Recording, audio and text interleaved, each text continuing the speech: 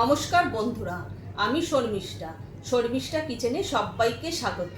আজকে আমি আপনাদের সঙ্গে একটা মুগ ডালের রেসিপি শেয়ার করব। আমি মুগ ডালটাকে এমনভাবে রান্না করব যে আপনারা খেয়ে বুঝতেই পারবেন না যে এটা মুগ ডাল খাচ্ছেন না মুসুরির ডাল। আমি একদম মুসুরির ডালের মতো মুগ ডালটাকে রান্না করে নেব। চলুন দেখে নিই কীভাবে বানাই।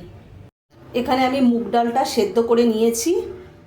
কাঁচা মুগ ডাল আমি সেদ্ধ করে নিয়েছি। মুগ ডালটা কোনো আমি ভাজিনি। আর এখানে নিয়েছি অল্প একটু পেঁয়াজ কুচি আর অল্প একটু রসুন আছে।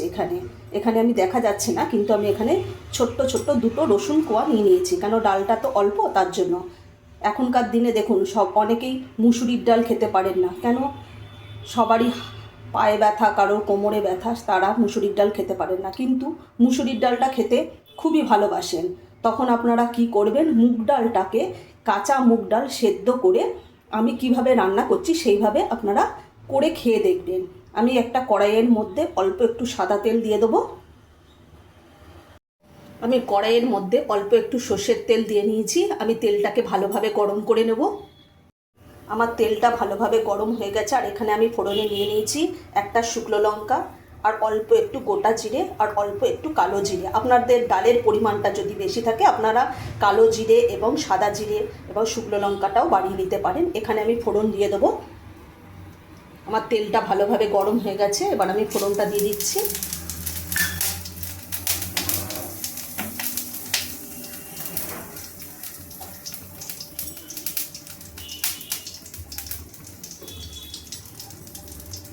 ফোড়নের থেকে একটা মিষ্টি সুন্দর গন্ধ বেরোচ্ছে। এখানে যে আমি পেঁয়াজ আর রসুনটা কুচি করে রেখে দিয়েছিলাম সেটা আমি কড়াইতে দিয়ে দেবো।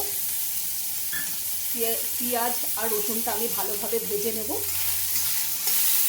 আপনারা একবার যদি এইভাবে ডালটা করে নেন তাহলে আপনারা আর মুসুরির ডাল খাওয়ার কথা মনেই করবেন না।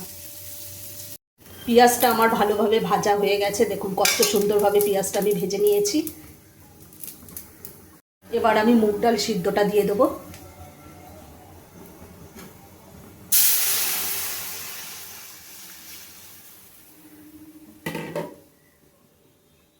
এবার আমি স্বাদ মতো নুন দিয়ে দেবো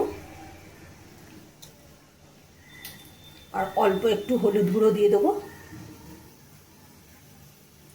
এবার আমি ভালোভাবে নাড়িয়ে চাড়িয়ে ডালটাকে ভালো করে ফুটিয়ে নেব। তাহলে একবার এইভাবে মুগ ডাল খেয়ে দেখুন, তাহলে আর মুসুরির ডাল খাওয়ার কথা আপনাদের মনেও পড়বে না। আর মুসুরির ডাল খাওয়ার তো কোনো দরকারই নেই। এইভাবে যখন মুগ ডাল খাওয়াই যাচ্ছে, তাহলে এইভাবেই একবার মুগ ডাল খেয়ে দেখুন মুসুরির ডালের মতো। ডালটা দেখুন কি সুন্দর টকবক করে ফুটছে। আর আপনারা এই ডালটা দেখে আপনারা বুঝতেই পারবেন না যে এটা মুগ ডাল। আপনারা কাউকে যদি না বলে দেন সে বুঝতেই পারবেন না যে এটা মুগ ডাল খাচ্ছে। আপনারা একবার অবশ্যই এইভাবে বাড়িতে বানিয়ে খেয়ে দেখুন। আমার মুগ ডাল একেবারে রেডি হয়ে গেছে। আর এই মুগ ডালটা একদম গরম ভাতের সাথে খাবেন। সঙ্গে একটু লেবু নেবেন, গন্ধরাজ লেবু, আর একটু যদি আলু ভাতে হয় তাহলে তার কথাই হবে না।